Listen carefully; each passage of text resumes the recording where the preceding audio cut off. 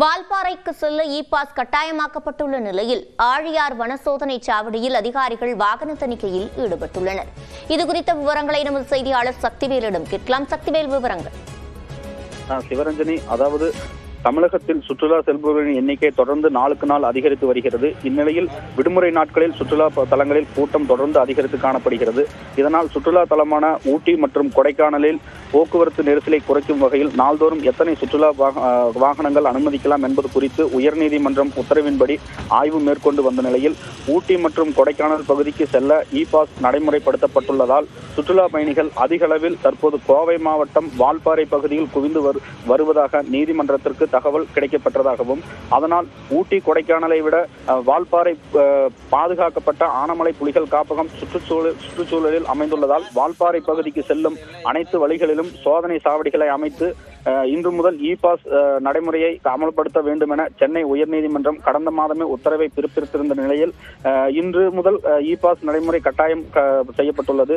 மேலும் பொள்ளாச்சியிலிருந்து ஆழியார் வழியாக வால்பாறைக்கு செல்லும் பிரதான சாலை 40 கொண்டை ஊசி வளைவுகள் கொண்ட அடர்ந்த வனப்பகுதியில் அமைந்துள்ளது. இங்கு ஆழியார் வன சோதனை சாவடி அமைந்துள்ளது. எனவே இவ்வழியாக வால்பாறை மற்றும் குரங்கருவி எனப்படும் கவியறிக்கு வரும் சுற்றுலா பயணிகளின் வாகனங்களுக்கு இ பாஸ் வாகன தணிக்கை செய்யப்பட்ட பின்னரே இன்று முதல் சுற்றுலா பயணிகளின் வாகனங்களை அனுமதித்து வருகின்றனர். இ பாஸ் இல்லாமல் வரும் சுற்றுலா பயணிகளின் வாகனங்களுக்கு சோதனை சாவடியில் அமைக்கப்பட்டுள்ள இ பாஸ் சோதனை மையத்தில் இ பாஸ் எடுத்த பின்பே அனுமதித்து வருகின்றனர். மேலும் அதேபோல் அரசு பேருந்துகளில் வரும் சுற்றுலா பயணிகள் வழக்கம் போல் பயணம் செய்து வருகின்றனர். வால்பாறை செல்லும் சுற்றுலா பயணிகளின் வாகனங்களில் நெகிழிப்பை மற்றும் பிளாஸ்டிக் பாட்டில்கள் கொண்டு செல்லப்படுகின்றன என்பது வனத்துறையினர் சோதனை செய்து நெகிழிப்பை மற்றும் பிளாஸ்டிக் வைத்திருந்தால் பறிமுதல் செய்யப்பட்ட பின்னரே வாகனங்களை அனுமதிக்கப்படுகின்றனர்.